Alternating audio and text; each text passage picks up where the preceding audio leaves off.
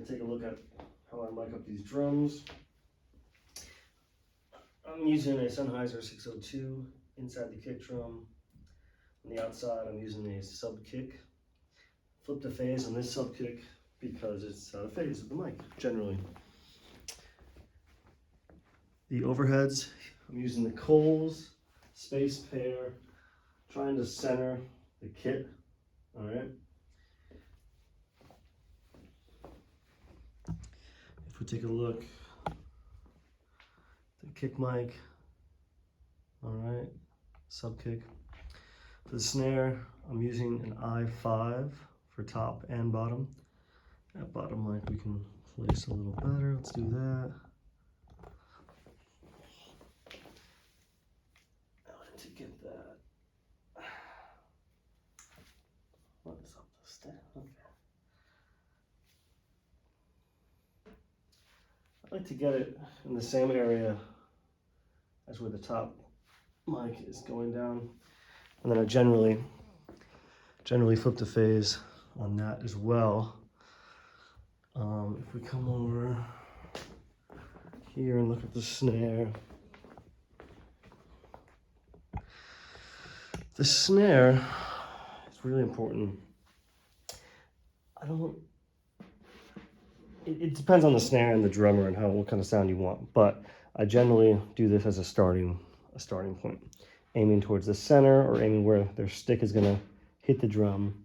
And I'm trying to null the hi-hat as much as possible while still getting good mic placement. I'm not a huge fan of doing that. It might get a little ringy, but if you want that, you can try it. So you can try that. In this case, I'm using C414s on the toms in hypercardioid and with the 20 dB pad, because they get rather loud. And this is for lots of stuff. I mean, everything from, really doesn't depend on the genre, to be honest.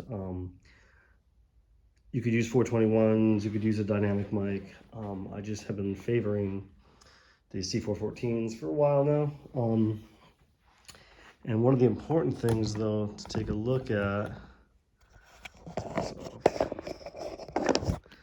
is that it's pretty parallel with the tom itself, okay?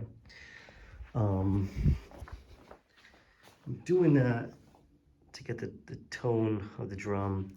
Some people aim it towards where the stick hits it. That's fine too, you can try that. But I have found that this setup works for knowing the cymbals. Generally, I'm gonna edit the toms, mute them when they're not playing anyways, so you're not gonna get a ton of cymbal bleed. Back to the snare for 1 second. So this is kind of a rock setup. If I were doing something with brushes, I would need to put some kind of condenser on the snare as well, maybe a 184, some kind of small diaphragm condenser. Sometimes I'll even tape it, which kind of screws up the pickup pattern, but depending on what I'm doing, I want to get that mic as close as possible in there, if I plan on using both the small diaphragm and the i5. But depending on the song, I might choose one over the other. So if you're doing brushes or something, you're going to want that, you're going to want a condenser. Hi-hat I switch up depending on what I'm doing. Right now I'm using the SM7B with the filter on the mic. And you'll notice it's kind of far away. I didn't come over here for the hi-hat. I think over here is plenty. If I'm being honest, I don't use hi-hat mics that often, only to fulfill the need if the drummer needs it or if the song needs it. I'll throw on a 184 on there or some other small diaphragm condenser as well as needed. I don't generally use a ride microphone, but if the song calls for it, again, I'll throw a small diaphragm condenser, you know, somewhere up here. This is my minimal setup, but sometimes I will use some more mics in the room as well. But if you look, I'm using the R88, the stereo ribbon. We're doing drummer's perspective for all this too. So, and then this line is going to the center of the kick. That's the center to aim it.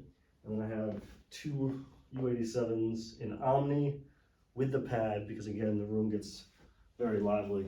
Sometimes I'll spread those out even more, but that's a pretty good spot to have it. I generally will EQ and compress these things, and I'll show you that. But if I'm going for a more natural room sound, I'll leave those alone, and maybe I'll put another mono, crunch mic. Even with the overheads, sometimes I'll put another center overhead for effect. All right, and then other times I didn't plug it in, but the Royer, I'll come over this way. I used to do it all the time, and I still really like it, but the R88 kind of took the place of this. I'll use two Royers on the side of the kit. So there'll be one on the left, one on the right, and it's nulling the kit. So it's figure 8 pattern. So it's picking up sound from here, and it's nulling the kick. So it's getting the room sound, and you slam that through some compression. Sounds really cool to mix in as like a lo-fi sound. So that's the basic setup for drums in here. In here, this is kind of my utility preamp. These are really great, but utility meaning sub kick, snare bottom, hi-hat. We'll go through this stuff. I like it. It has a high pass filter. You can flip the phase, and you can set it with the levels and everything, and it goes really nice and quick. So that's what I'll use for kind of utility stuff. So for the kick and snare, I like to run it through the Neve 1073. It's a pretty good starting point, and a little filter on the snare. Make sure the knobs here are at nominal, unless I want some coloration, distortion, but generally it's a good starting point. I'll use the 560s to get started with some EQ. So we got kick. I love the 63. It's a nice low end. Snare's flat because I don't want to change it unless there's a reason to. And then both of them are going through the distressor. Generally 2-to-1, 3-to-1. Really simple starting point. 5, 5, 5, 5 across the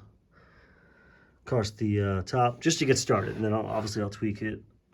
Sometimes I like some distortion, tiny little harmonic distortion on the snare. So that is that. The toms, I generally run through the Vintech. So the close mics are all kind of the Neve style. I do like the impedance in on these. These are really hot mics, so pretty much all the way down, and even the output gain down. Sometimes I'll filter at 50 to clean them up a little bit. Obviously they need phantom power because they're condensers. And then I've been running them through this SSL just to give it some love in the low end and a little top end as well, a little 5K, a little 60 and 5K. And then they'll go into the DBX 560As just to get some tiny bit of compression, talking like -3 dB. So that's the toms. The overheads are going through the Grace. The Coles are going through the Grace on the ribbon setting. Okay. Then they're going to go through the 550As, just opening up the top end ever so slightly. I usually do this around 7K actually. So 7K, tiny bit. And then I like a little tiny bit of compression on the overheads. I was using the SSL G comp a little bit. Just a tiny little bit of compression. That's the overheads. Let's see what's next. The AEA and the U87s are going through here, through the API. All right, some room mics. The hammer is being used on the ribbon mic, again, just to open up a little top end. See who? Oh, I don't know who set that up. That's weird. So open up a little top end on that, and then I'll compress it a little bit, generally 2500, just a little bit. The U87s are going through API, like I mentioned. A little EQ for the rooms as well, stereo, getting rid of some of the harshness. All right, and then I'm using the Chandler Germanium on the rooms in parallel with the wet dry mix here, in parallel. All right. And we're looking good. I think that's about it. there you go.